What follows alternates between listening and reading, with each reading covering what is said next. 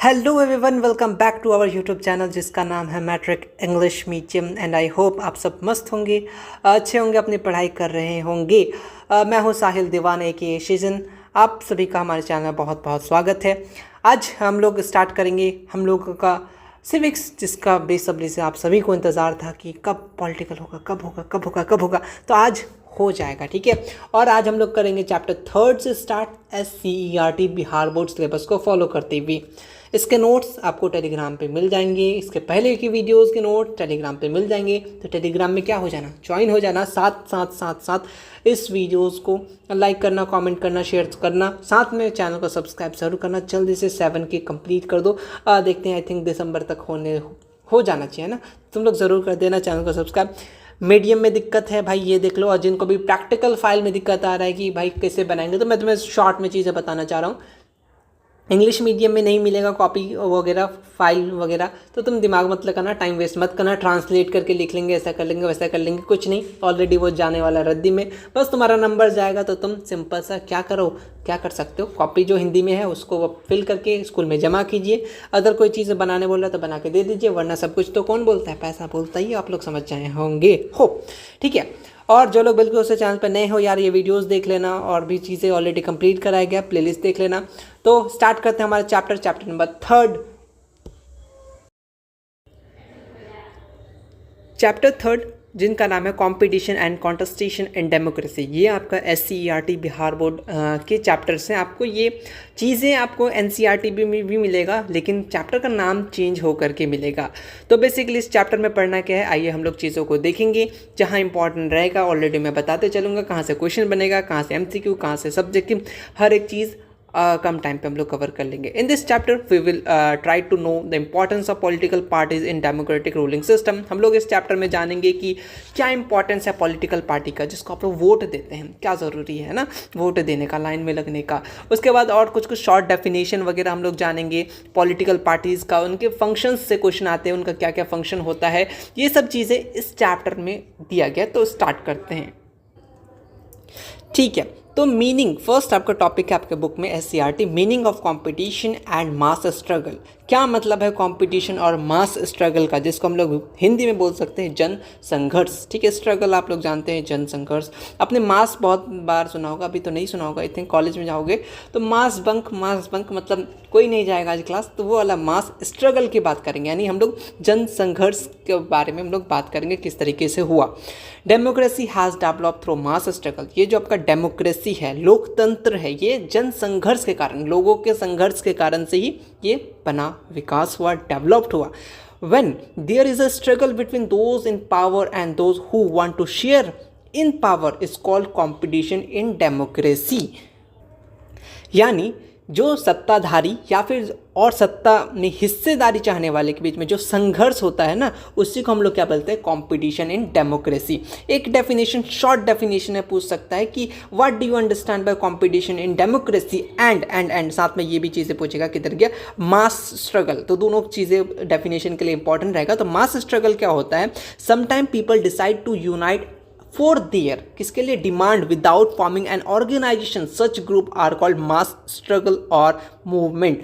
यानी इसका मतलब ये होता है कुछ ये जो होता है, सब पीपल मिलकर जितने भी लोग हैं वो एक साथ यूनाइट होते हैं, एक साथ मिल जाते हैं बिना किसी ऑर्गेनाइजेशन फॉर्म किए। ऐसा नहीं कोई हम लोग सब मिलकर एक कोई ग्रुप बना लिए, उसका नाम रख दिया, वो नहीं, बिना किसी ऑर्गेनाइजेशन फॉर्म किए हुए सब एक साथ आते हैं, कोई चीज़ के लिए डिसाइड करते हैं, ये चीज़ होना चाहिए, उसी को हम लोग कहते हैं मूवमेंट। जैसे बहुत सारे प्रोटेस्ट वगैरह होते हैं, ठीक है, बिना ऑर्गेनाइजेशन का, तो वो चीज़ आपका किस में आ जाता है, आपका मास स्ट्रगल यानी मूवमेंट में। जैसे बहुत सारे मूवमेंट आप लोग पढ़े होंगे, हिस्ट्री में पढ़े होंगे, और आगे भी पढ़ते हुए आएंगे, ठीक है।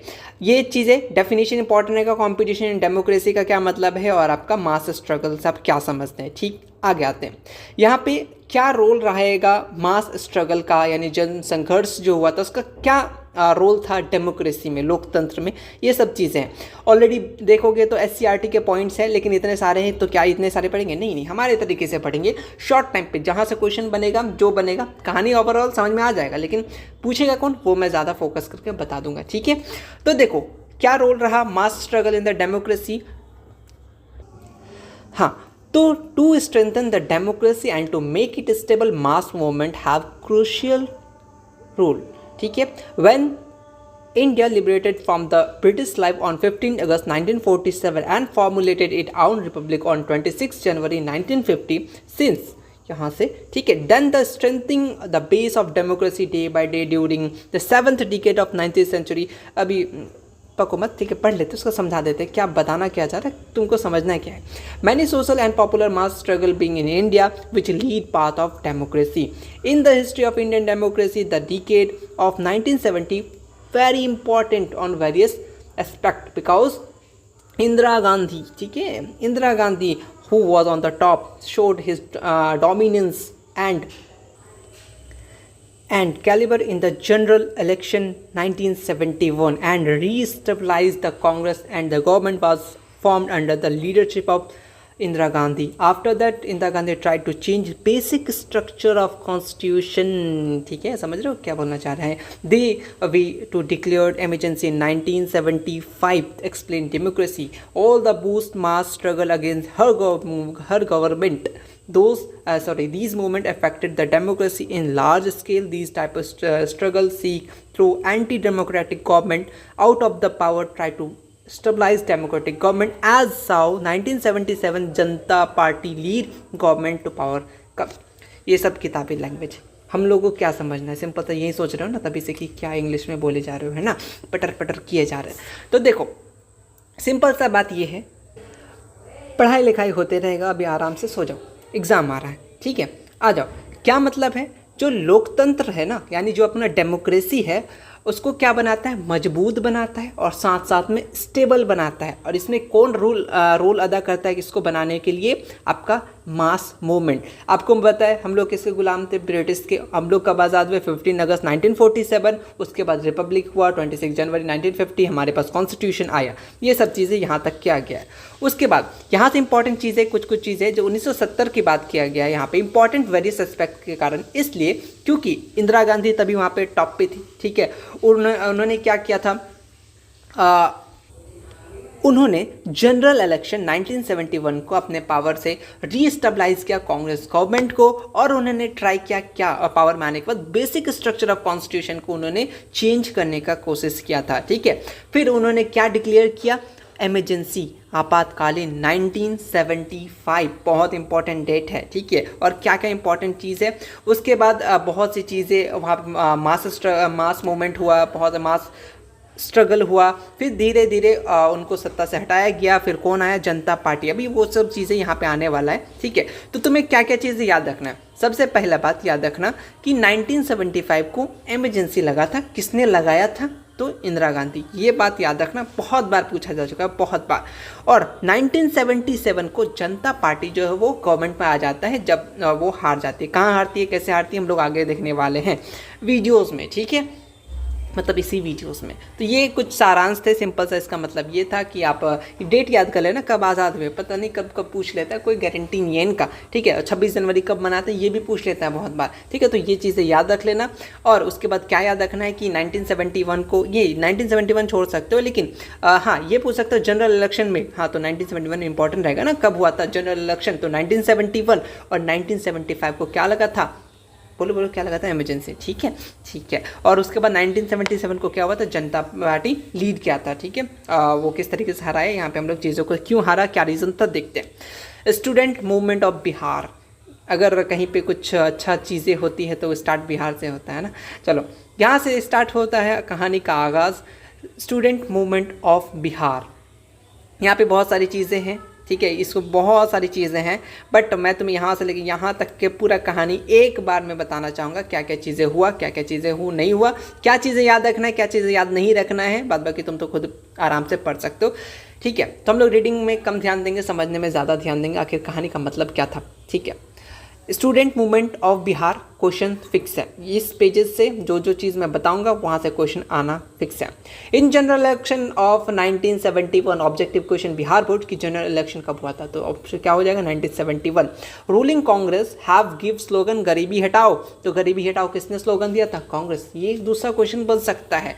And form the government in centre by getting majority after, ठीक है, no changes social economic condition वगैरह वगैरह, बहुत सारी चीज़ें। आखिर क्या कहना चाह रहा है, देखो 1971 को यहाँ पे कांग्रेस ने नारा दिया कि गरीबी हटाओ, वो गरीबी जो भी नारा देता है वोट मिल जाता है, वो मेजॉरिटी में आ जाती है, पार्टी जीत जाती है, उसके बाद भूल जाता है। ये तो नेताओं का काम है, ठीक है।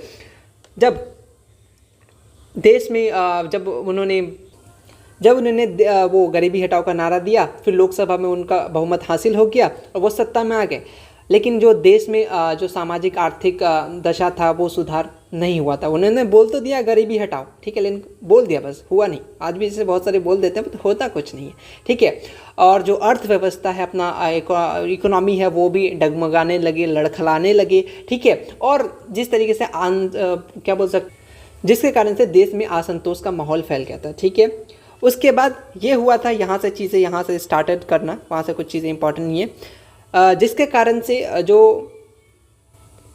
बिहार में मार्च 1974 इम्पॉर्टेंट चीज़ें, बिहार में क्या हुआ था, बहुत ज़्यादा अनएम्प्लॉयमेंट होने लगा था, करप्शन होने लगा था, फूड की कमी होने लगी थी और बहुत सारे चीज़ें के प्राइसेस बढ़ने लगे थे। इसी कारण से बिहार के स्टूडेंट यानी हम लोग, है ना, उन्होंने क्या किया था, रिवोल्ट कर दिया था, ठीक है। यानी जो बिहार में बेरोजगारी हो गया या भ्रष्टाचार हो गया, इस तरह का कारण से ना छात्रों ने सरकार में विरुद्ध आंदोलन छेड़ दिया था, ठीक है। और उस आंदोलन को लीड करने वाले कौन थे, बहुत बार पूछे जाने वाले क्वेश्चन, उसको लीड करने वाले थे कौन, जयप्रकाश नारायण। उनको इनवाइट किया गया और वो आए और वो सपोर्ट किए, बहुत इंपॉर्टेंट क्वेश्चन। और जयप्रकाश नारायण जी ने एक स्लोगन दिया था, क्या क्या क्या क्या बताओ, कंप्लीट रेवोल्यूशन, या आपके पेपर में टोटल रेवोल्यूशन का नाम से देखा जा सकता है। तो किसने दिया था ये नारा, जयप्रकाश नारायण ने। क्या टोटल रेवोल्यूशन बोले या कंप्लीट रेवोल्यूशन बोले तो क्या हो जाएगा, जयप्रकाश नारायण। यहाँ से ऑब्जेक्टिव बनेंगे, ठीक है, ये 2 पॉइंट से कि जयप्रकाश नारायण ने कौन सा नारा दिया था, ये टोटल रेवोल्यूशन से को किसने कहा था, तो सॉरी किसने नारा दिया था, तो जयप्रकाश नारायण, ठीक है। फिर यहाँ से इंपॉर्टेंट चीज़ें, यहाँ पे बहुत सारी चीज़ें, उससे कुछ नहीं क्वेश्चन आने वाला है, बट कहानी यहाँ से स्टार्ट। और इंपॉर्टेंट चीज़ें कि बात जून, सब चीज़ें जून पे ही होता है, ठीक है। 12 को 21 कर दो तो मेरा बर्थडे आ जाएगा। ऑन जून 12, 1975 एक हिस्टोरिक जजमेंट आता है, किसके तरफ से, इलाहाबाद कोर्ट के तरफ से। उन्होंने क्या डिक्लेयर किया, Indira Gandhi election is illegal. और उन्होंने, it was clear from this judgement Indira Gandhi is no more a member of parliament, ठीक है। किसके तरफ से आया, इलाहाबाद के तरफ से आया, इलाहाबाद हाई कोर्ट के तरफ से आया। कब, 12 जून 1975 को, कि अब इंदिरा गांधी मेंबर नहीं रही, ठीक है। उसके बाद बहुत सारे लीडर्स थे, जयप्रकाश नारायण थे, उन्होंने प्रेशर दिया कि वो रिज़ाइन कर दे, इंदिरा गांधी अपना पद से रिज़ाइन कर दे, ठीक है।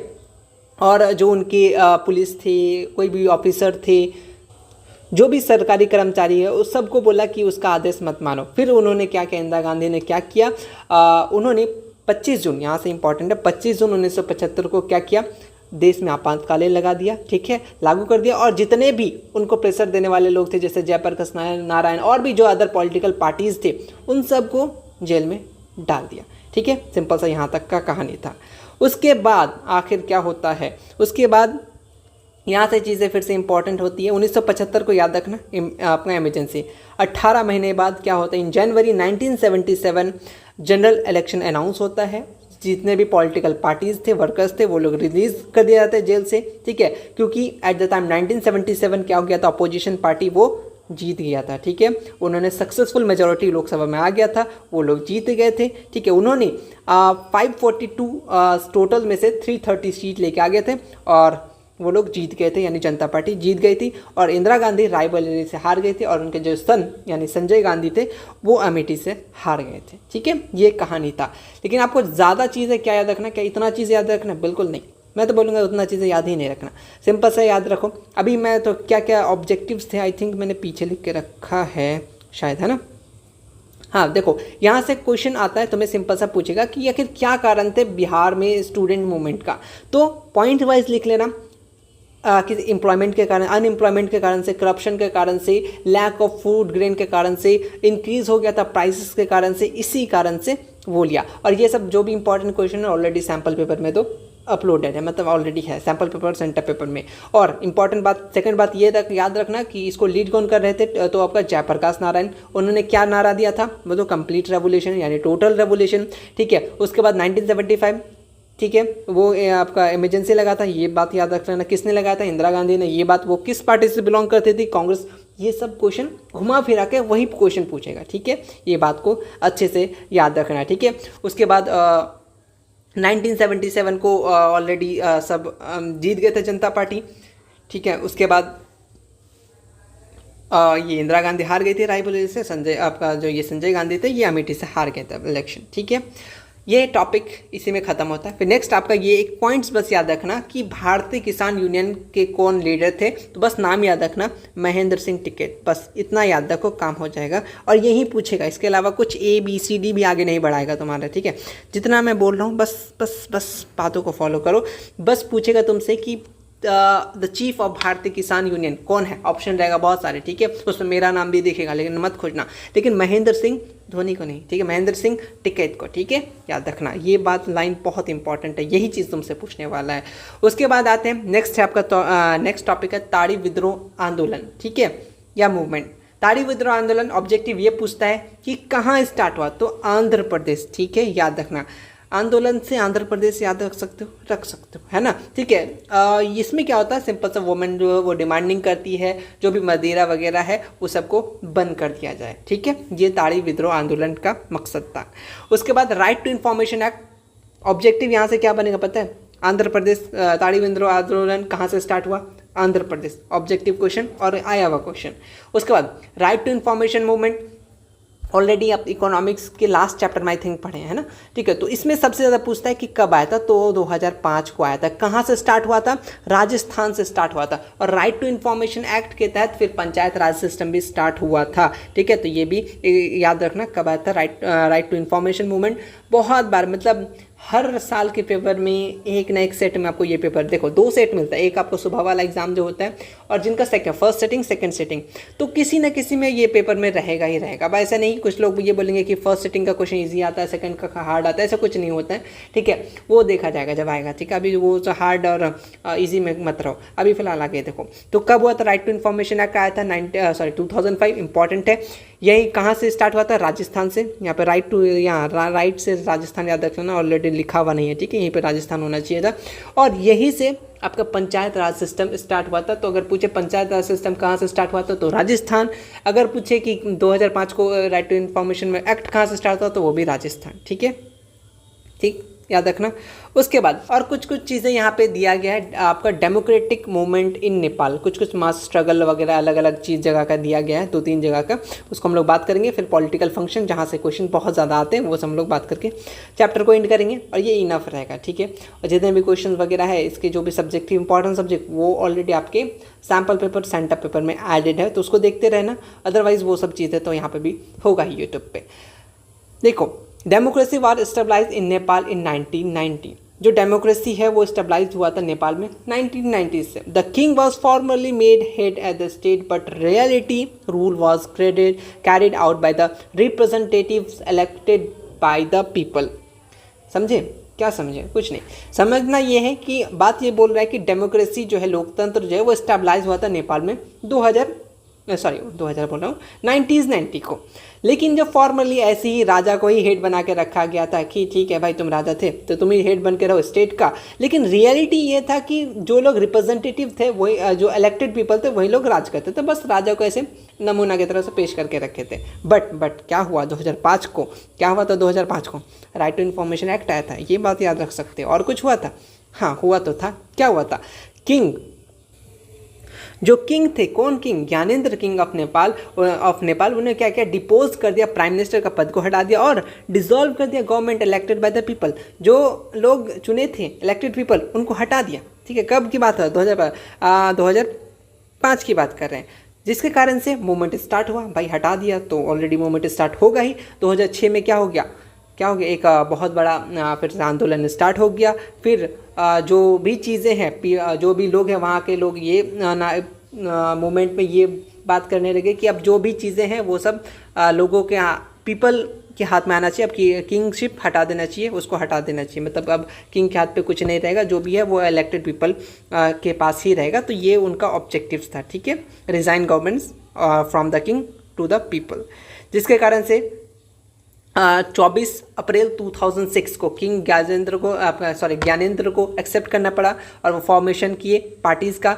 यहाँ पे एक क्वेश्चन आता है 7 पार्टी अलायंस हुआ था, आई थिंक यहाँ मिसिंग है, 7 पार्टी अलायंस हुआ था। कहाँ हुआ था? नेपाल में। एक न्यू कॉन्स्टिट्यूशन फिर से बनाया गया और पार्लियामेंट को वापस से रीस्टोर किया गया था। ठीक है, तो इस तरीके से बताना चाह रहा है कि अगर आप सब मिल के रहेंगे तो कोई भी चीज़ें एक साथ मिल के रहेंगे तो कोई भी चीज़ें पॉसिबल है। ठीक है, जिस तरीके से यहाँ पे इंस्पिरेशन का बात किया गया है। ठीक है, पूरी दुनिया के लिए इंस्पिरेशन का बात किया गया है। सब मिल के आए, रिवॉल्ट किए, ठीक है, मूवमेंट किए, जिसके कारण से वापस इनको डेमोक्रेसी मिल गया। पीपल्स स्ट्रगल इन बोलिविया, यहाँ पे सिंपल सा पानी का शॉर्टेज था भाई। ठीक है, पानी ऑब्जेक्टिव याद रखना, बोलिविया बोले तो पानी टिक करके आना। ठीक है, यहाँ पे क्या हुआ था, इसमें क्या होता है, people of Bolivia started successful struggle for the privatisation of water. यहाँ पे वाटर का ही प्राइवेटाइजेशन हो गया था। ठीक है, Bolivia is a poor country of Latin America. हो सकता है ऑब्जेक्टिव क्वेश्चन बहुत हार्ड, मतलब बहुत हार्ड बनाना हो तो ये पूछ देगा कि बोलिविया जो है कौन सा है। Bolivia is a poor country of which, option में बहुत सारे दे देगा, अफ्रीका, बहुत सारे, तो वहाँ पे देखना लैटिन अमेरिका लिखा रहेगा अगर बनाना चाहे तो। अगर मेरे जैसे खुराफात रहे तो इस हिसाब से दिमाग तो लगाएगा ही। ठीक है, चलो।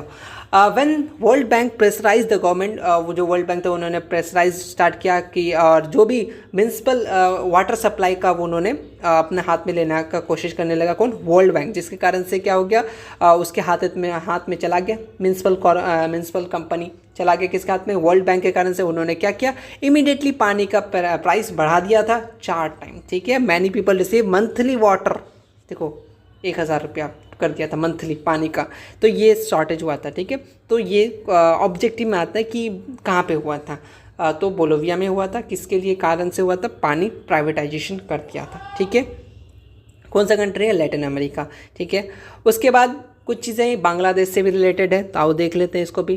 कुछ चीज़ें आपके बुक में दिया गया है ना।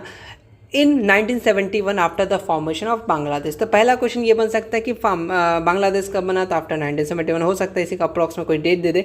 Bangladesh it made its constitution declared itself secular democratic and socialist country. ठीक है, in 1975 Sheikh Mujibur Rahman amended the constitution and got approval of the president from the abolished all political party except Awami league. इन्होंने क्या किया, सिंपल सा, जब 1971 को formation हो गया बांग्लादेश का, तो जो आप अभी हाईलाइटेड टॉपिक है वैसे ये, ठीक है, ज़्यादा कुछ बोलना भी सही नहीं है।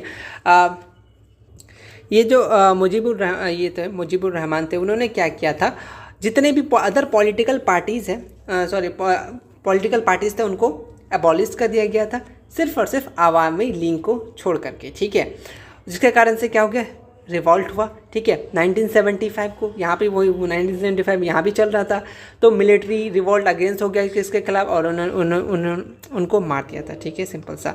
फ्रॉम देन दिसंबर 2008 जो कंटिन्यूसली स्ट्रगलिंग करते रहा रिस्टोरेशन ऑफ डेमोक्रेसी, तो लास्ट में उनको कब मिला, ऑन 29 दिसंबर 2008 जनरल इलेक्शन हुआ था बांग्लादेश में, जिसका लीडरशिप प्राइम मिनिस्टर कौन बनी, शेख हसीना। अभी बहुत सारे ज़्यादा ट्रेंडिंग में चल रहा था ये बांग्लादेश वाला टॉपिक। ठीक है, और alliance under the her party Awami League got historical success in general election. Now the people have started to feel happy morning of democracy. अब वापस से डेमोक्रेसी ला दिया गया था।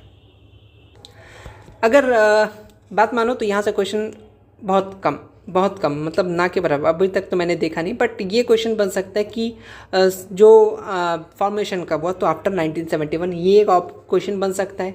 ठीक है, पार्टी का नाम क्या था, अवामी लीग, ये क्वेश्चन बन सकता है। ठीक है, या फिर 29 दिसंबर 2008 को जनरल इलेक्शन हुआ था बांग्लादेश में। बस ये 3 क्वेश्चन, इससे ज़्यादा हमको नहीं लग रहा क्वेश्चन बनेंगे, क्योंकि ऑलरेडी देखा ही नहीं है। ठीक है, अब आगे नेक्स्ट है मीनिंग ऑफ पॉलिटिकल पार्टी। यहाँ से कुछ क्वेश्चंस बनेंगे और बहुत ज़्यादा बनेंगे। ठीक है, पॉलिटिकल पार्टीज़ क्या होता है? Political parties means any group of people who work to achieve common objective. When group of people organise the political party their objective only gain power. उसका मतलब क्या, पावर, उसका क्या मकसद होता है, पावर गेन करे, इन्फ्लुएंस पावर को बढ़ाए। ठीक है, beginning of the political party system, Indian consider to be form stabilised Indian National Congress in 1855। Indian National Congress कब बना था, 1855। और एक बहुत इंपॉर्टेंट क्वेश्चन कि first political party in the world कहाँ ऑर्गेनाइज हुआ था, तो ब्रिटेन। जहाँ मैं बता रहा हूँ इंपॉर्टेंट, मतलब वो इम्पॉर्टेंट। ठीक है, एग्जाम बाद आके देख लेना कि क्या मैं इंपॉर्टेंट बता रहा हूँ वो इंपॉर्टेंट था या नहीं, ठीक है। तो याद रखना ये बहुत इंपॉर्टेंट, ठीक है, क्वेश्चन आपसे ऑब्जेक्टिव में ज़रूर पूछेगा, ठीक है। सब्जेक्टिव में क्या क्या पूछेगा, आगे सब्जेक्टिव वाला, function of political parties, political parties को क्या फंक्शन है। एक ऑब्जेक्टिव क्वेश्चन याद रखना कि सोल ऑफ डेमोक्रेसी किसको बोला जाता है, तो पॉलिटिकल पार्टीज आपका ऑप्शन में रहेगा, तो उसको टिक करके आ जाना। सोल ऑफ डेमोक्रेसी किसको बोला जाता है, पॉलिटिकल पार्टीज़ को बोला जाता है। उनका क्या क्या फंक्शन है, ऑलरेडी मैंने यहाँ पे चीज़ें कुछ कुछ देख के रखा है, उनका क्या क्या फंक्शन होता है एकदम शॉर्ट में, ठीक है। अगर 2 नंबर में भी दे तो भी आप लिख सकते हैं, 5 नंबर में भी दे तो भी आप लिख सकते हैं, ठीक है। तो यहाँ पे ऑलरेडी वही सब चीज़ें डिस्क्राइब करके दिया गया है। पॉलिटिकल पार्टी वो प्रिपेयर करता है पॉलिसीज़ प्रोग्राम, किसको सपोर्ट के लिए, पब्लिक के लिए। क्या आपको लगता है कभी कभी थोड़ा बहुत हम लोग का सपोर्ट में आ जाता है, आधा चीज़ें तो उन्हीं के सपोर्ट में रहता है ना। फिर भी इंपॉर्टेंट तो है पॉलिटिकल पार्टीज, है ना। चलो, कंडक्ट ऑफ गवर्नमेंट, उन्होंने क्या कराते हैं, इलेक्शंस वगैरह कराते हैं, मेजोरिटी पावर। हाँ, एक क्वेश्चन बनता है कि जो सिंबल है पॉलिटिकल पार्टीज़ का, ये कौन डिसाइड करता है, तो इलेक्शन कमीशन। बहुत इंपॉर्टेंट क्वेश्चन मैं बता रहा हूँ, सुन लिया करो कान खोल करके, कि एक क्वेश्चन बनता है कि पॉलिटिकल पार्टी का जो सिंबल होता है, जो भी सिंबल है किसी का, पॉलिटिकल पार्टी का सिंबल है ना, जैसे हमारे चैनल का प्यारा सा लोगो है, तो उसी तरीके से जो पॉलिटिकल पार्टीज़ का सिंबल कौन डिसाइड करता है, ठीक है, कौन देता है, इस टाइप के ऑब्जेक्टिव आते हैं, बहुत बार आते हैं, तो याद रखना इलेक्शन कमीशन ही डिसाइड करते हैं, ठीक है। और क्या क्या है, इलेक्शन कंडक्टिंग कराना, ठीक है। उसके बाद और क्या क्या है, और मीडिएटर, एक वर्क मीडिएटर वाला काम करना पब्लिक और गवर्नमेंट के बीच में, किसका, पॉलिटिकल पार्टीज़ का। तो यहाँ पे मैं कुछ चीज़ें आराम से चीज़ें को लिखा है, बस इसको याद रखना। पॉलिसीज़ और प्रोग्राम के लिए फिक्स करने के लिए, हैंडल एडमिनिस्ट्रेशन को हैंडल करने के लिए, हैंडल इलेक्शन को हैंडल करने के लिए, पब्लिक ओपिनियन को फॉर्मेशन के लिए, और नेता बनेगा तो तुम्हारा बात लेके तो जाएगा ही, है ना। रास्ते में भूल जाता है कोई कोई नेता, कोई कोई सो जाता है, ये सब होते रहता है। आप बनिएगा अच्छा वाला नेता। आई थिंक मुझे ऐसा लगता है, मैं कुछ चीज़ें बता रहा हूँ कि हर चीज़ में कुछ, जैसे कोई भी ऑफिसर बनने के लिए एग्जामिनेशन वगैरह देना पड़ता है, बहुत पढ़ना पड़ता है। तो मुझे ऐसा लगता है, मेरा मानना है कि खास करके पार्लियामेंट में बैठने के लिए भी ये चीज़ होना चाहिए, है ना। जो भी, या फिर नेता ही बनने के लिए क्यों ना हो, है ना, पढ़ना आना चाहिए, है ना। बहुत लोगों को कुछ नहीं आता है फिर भी बन जाते हैं, तो वो चीज़ें होना चाहिए। इसके लिए भी एग्ज़ाम होना चाहिए ताकि अच्छे से सब कुछ चले। फॉर्मेशन ऑफ पब्लिक ओपिनियन, ठीक है, हमारे कहने से क्या होता है, हमें कुछ बनना होगा, फिर हम लोग रूल चेंज कर पाएंगे, है ना। चलो, to work as mediator between government and people, वो काम करता है कौन, पॉलिटिकल पार्टी का फंक्शन होता है, पार्टी फंक्शन, ठीक है। नॉन पॉलिटिकल फंक्शन, जैसे मतलब ऐसा नहीं वो फंक्शन खाने वाला फंक्शन नहीं, जैसे बाढ़ वगैरह आ गया तो लोगों को जाके मदद की, ये नॉन पॉलिटिकल फंक्शन में आ जाते हैं, ठीक है। और पॉलिटिकल ट्रेनिंग, ये सब फंक्शन है किसके किसके फंक्शन है, ये आपके पॉलिटिकल पार्टीज़ का। ये 2 नंबर में ज़्यादा आपको देखने को मिलेगा कि बोलेगा what is the function of political parties. तो यूं करके ये सब पॉइंट को आप लोग अपने कॉपी में ज़रूर लिख लेना, इंपॉर्टेंट पॉइंट्स है, ठीक है। इसलिए मैं अपने हाथों से लिखा है, इस मासूम और हाँ नाजुक हाथों से लिखा है, ठीक है। 3 फॉर्म्स, ठीक है, यहाँ से एक क्वेश्चन बनता है कि 3 forms of political party system, वो एक होता है 1 party system, 2 party system and multi party system. तो कितने फॉर्म होते हैं, तो 3, याद रख लेना आता है। अब एक क्वेश्चन ये भी आता है कि क्या क्या चैलेंजेस होते हैं पॉलिटिकल पार्टीज़ को, ठीक है। सबसे पहले लैक ऑफ इंटरनल डेमोक्रेसी, पहला, लीडरशिप का, और किंगशिप से क्या समझते हो। देखो ऐसा है कि जैसे मान लो फॉर एग्जांपल मेरे पास पावर आ गया, हम कोई बड़े पोस्ट में चले गए, मान लो, मानने में क्या जाता है ना, तो हम क्या सोचेंगे कि भाई मेरा जो रिश्तेदार है, मेरा जो दोस्त है, जो बेरोजगार है, पहले उसको नौकरी देंगे। मतलब जो अपने का देख रहे हैं पहले, है ना, दूसरे कोई कॉमन इंसान का नहीं देख रहे हैं, अपने आप का देख रहे हैं, ठीक है। ये सीट खाली है, हाँ अपना लोग है, हाँ कोई है छुटा हुआ, हाँ उसको करा दो, मतलब अपने लोग को करा देते हैं, उसको बोलेंगे किंगशिप, ठीक है। कॉमन लोग को भूल जाते हैं।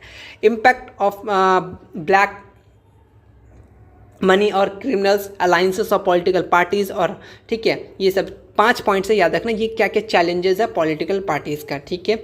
और एक बहुत important question, anti defection law एक होता है, ये लॉ होता है, ये किस पे लगाया जाता है, एमपीज़ और एमएलए के लिए, ठीक है। बहुत इंपॉर्टेंट है, बहुत इंपॉर्टेंट है। क्यों, रात में जाके बदल लेते हैं सरकार, तो उसी कारण से लगाया जाता है ये एंटी डिफेक्शन लॉ एमपी और एमएलए पे, ठीक है। ये आपके बुक में इंपॉर्टेंट है। अब कुछ पॉलिटिकल पार्टीज़ के बारे में यहाँ पे जिक्र किया गया है। 2 तरीके के होते हैं, एक होता है पॉलिटिकल पार्टीज नेशनल लेवल पे होते हैं, एक आपके स्टेट लेवल पे होते हैं, ठीक है। जो नेशनल लेवल पे काम करेंगे, जिसका पॉलिसीज एट नेशनल लेवल पे होगा, उसको बोलेंगे नेशनल पॉलिटिकल पार्टीज़, और जो अपने स्टेट लेवल पे होगा उसको स्टेट या फिर रीजनल या फिर स्टेट पॉलिटिकल पार्टीज़, ठीक है। इलेक्शन कमीशन क्या करेगा, determines the national political parties and state. ये कौन डिसाइड करेगा? ऐसा नहीं कि हम पार्टी बना रहे हो तो हम नेशनल पार्टीज में आ जाएंगे, नहीं, वो कौन डिसाइड करेगा? Election commission. और अपना जो क्या बोल रहे थे सिंबल भी कौन डिसाइड करेगा? इलेक्शन कमीशन, ठीक है। हाँ देखो कुछ कुछ कंडीशन है नेशनल पॉलिटिकल पार्टीज बनाने के लिए, कुछ कंडीशन है। क्या नेसेसरी है?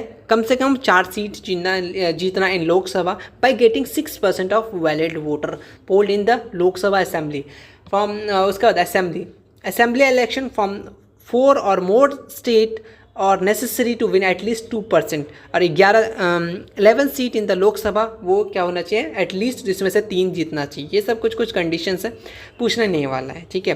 बट ये जरूर याद रखना कि एटलीस्ट कितना परसेंट वैलिड वोट आना चाहिए, तो 6%। उसके बाद अगर स्टेट पार्टीज बनना है तो उसके लिए क्या करना पड़ेगा? इसमें भी कम से कम सिक्योर करना पड़ेगा तुमको 6% वैलिड वोट, ठीक है, polled by the Lok Sabha assembly as well as, और 3% एटलीस्ट 3% ऑफ सीट्स कहाँ पे? स्टेट असेंबली में, ठीक। अब कुछ कुछ चीज़ें जो तुमको मैं बता रहा हूँ बस उसको याद रखना, उसके अलावा तुम कुछ याद मत रखना।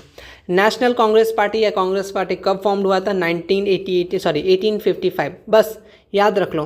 कौन क्या है नहीं है वो सब बाद में देख लेना। और इनका सिंबल ऑलरेडी आपको मालूम ही है, हाथ छाप है, तो ये याद रखना, भारतीय जनता पार्टी कमल। तो इस टाइप के कुछ कुछ चीज़ें पूछ लेता है कि सिंबल से कभी कभी क्या याद रखने का, सिंपल सा जो बता रहे वही याद रखना। नेशनल कांग्रेस पार्टी कब फॉर्म हुआ था? 1855, सबसे स्टार्टिंग का पुराना पार्टी, ठीक है, याद रखना। वो oldest parties in the world, ठीक है, वर्ल्ड तो नहीं बोलना चाहिए, चलिए अच्छा ठीक है। फिलहाल भारतीय जनता पार्टी कब बना? 1980, इंपॉर्टेंट क्वेश्चन, कब बना? 1980। और इसके जो फर्स्ट प्रेसिडेंट थे तो वो कौन थे? अटल बिहारी वाजपेयी, बहुत इंपॉर्टेंट है, ये 2 चीज़ याद रखना, ठीक है। कुछ मत याद रखना, जितना बता रहे बस उतना। भारतीय जनता पार्टी 1980 को फाउंड हुआ, फर्स्ट कौन थे? अटल बिहारी वाजपेयी प्रेसिडेंट बने, बस। इसके बाद जो कुछ भी लिखा हुआ छोड़ दो, इसको हम लिखे क्यों? इसलिए ताकि आप लोग देख सके जिसको मन है। उसके बाद कम्युनिस्ट पार्टी ऑफ इंडिया यानी CPI, हो सकता है फुल फॉर्म पूछ ले। Communist party of India found हुआ था कब? 1925 बाय AS टैग, ठीक है, बस इतना याद रख लेना, ठीक है। और इसका जो बेस था पार्टी था वो कहाँ था? केरला, वेस्ट बंगाल, बिहार। उसके बाद communist party of India matrix, ये CPI, ये दूसरा है, ठीक है। ये कब बना था? याद रखें, ये किससे? इसी पार्टी से स्प्लिट होके बना था 64 को। बस डेट याद रखना कब फॉर्म हुआ था। और सबसे ज़्यादा डेट किस पार्टी का पूछता है पता है? सोचो, हाँ बहुत सही, कांग्रेस का और BJP का बहुत बार पूछता है। इसके सिंबल बहुत बार पूछते हैं और डेट कब फाउंड हुआ था, ठीक है। ये दोनों बहुत बार बात है, ये दो पार्टीज बहुत बार पूछते हैं, ठीक है। तो ये 2 पार्टीज का डेट इंपॉर्टेंट है, कब फॉर्म हुआ था, ठीक है। चलो यहाँ पे कुछ कुछ ऑलरेडी मैंने यहाँ पे बहुजन समाजवादी जो है BSP जो है, ठीक है, इसमें backward and majority worker committee के लिए बनाया था। ये कब हुआ था? तो याद रखना 1984, कब और किसके मदद से, बस इतना याद रखना और कुछ नहीं। 1984 लीडरशिप ऑफ आपका कांशीराम, बस इतना याद रख लेना। उसके बाद नेशनल कांग्रेस पार्टी NCP, ये जो वो फॉर्म हुआ था 1999, ठीक है। नेशनल कांग्रेस पार्टी से अलग होकर बना था NCP, ठीक है। जनता राष्ट्र RJD, ठीक है, बिहार वाले ऑलरेडी जानती हैं ना। 1977 जनता दल से स्प्लिट होकर ये बना है। इसका चीफ ऑफ कौन थे? आपका श्री लालू प्रसाद यादव, ठीक है, ये चीज़ याद रख सकते हो, इंपॉर्टेंट है। ये चीज़ याद रखना, ठीक है। जनता दल कब फॉर्म होता? राष्ट्रीय जनता दल, तो 1977, ये इंपॉर्टेंट है, ठीक है। उसका जनता दल यूनाइटेड कब बना? ये फिर जनता दल से टूट के बना, तो ये 1999 को बना, ठीक है। किसके लीडरशिप में? तो शरद यादव, ठीक है। बस नाम याद रखना, कब फॉर्म बना, इससे ज़्यादा कुछ याद नहीं रखना, ठीक है। ऑलरेडी हमें बहुत कुछ याद रखना पड़ता है ना, ठीक। और कुछ चीज़ें ये सब कभी कभी पूछ लेता है, तो इसका बस कब फॉर्म्ड हुआ? जैसे झारखंड मुक्ति मोर्चा फॉर्म हुआ था 1973, ठीक है, ये याद रखना। After the formation of Jharkhand, ठीक है, ये चीज़ बस याद रखना कब हुआ था, किसके मदद से हुआ था। जैसे समाजवादी पार्टी हुआ था, मुलायम सिंह 1992, ठीक है, फॉर्म हुआ था। किस पे फोकस करा था, क्या फोकस था, ये सब हटा देना, बस याद रखना कौन किसने फॉर्म किया था। बस इस चैप्टर में इतना ही चीज़। कुछ चीज़ें यहाँ पे चिपकू मूवमेंट के कुछ ऑब्जेक्टिव सबसे पूछे जाते हैं कि what is the objective of Chipko movement. तो चिपकू मूवमेंट कब लॉन्च किया गया था? 1970 से उत्तराखंड। उसका एम क्या था? कंजर्वेशन ऑफ फॉरेस्ट, यानी प्रोटेक्ट करना, लॉगिंग या डिफॉरेस्टेशन, इन्वायरमेंटल प्रोटेक्शन करना और employment empowerment of local communities, वहाँ के जो लोकल कम्युनिटीज़ है उनको अपना हक देना, ठीक है। स्टेबल सस्टेनेबल डेवलपमेंट 5 नंबर का क्वेश्चन क्या होता है, ऑलरेडी हम लोग डिस्कस कर चुके हैं। जो फ्यूचर नीड्स को बर्बाद ना करे, एज अभी का जो नीड्स है उसको पूरा करे और फ्यूचर जनरेशन का नीड्स को बचा के रखे, ठीक है। ऐसा नहीं सब कुछ अभी खा ले, है ना, आगे वाला देखेगा अपना, ऐसा नहीं करना है ना।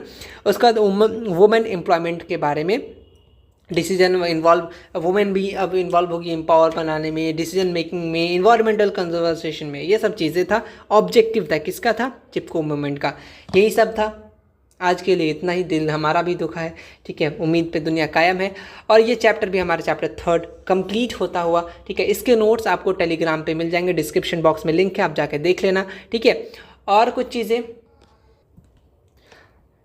यहाँ पे आप सिंपल से स्कैन करके या डिस्क्रिप्शन बॉक्स में लिंक होगा, वहाँ से आप सारे के सारे नोट्स वगैरह डाउनलोड कर सकते हैं, गूगल ड्राइव में भी देख सकते हैं। जिनको सैम्पल पेपर चाहिए आप सिंपल सा ले सकते हो। मैथ की चीज़ें, टेस्ट सीरीज़ वगैरह साथ में फ्री ऑफ कॉस्ट मिल जाएगा, ठीक है। कॉन्टैक्ट नंबर वगैरह दिया हुआ है। और इस चैनल को ज़्यादा से ज़्यादा सपोर्ट कीजिए। और जो लोग बिल्कुल से नए हैं ये वीडियो ज़रूर देखिए। सिलेबस कैसे कंप्लीट करना है, जो दिक्कत है हमको मैसेज कर सकते हैं, ठीक है। बाकी आज के लिए इतना ही। तब तक के लिए टेक केयर, चैनल को सब्सक्राइब कीजिए। मिलते हैं नेक्स्ट वीडियो में, तब तक के लिए थैंक यू सो मच।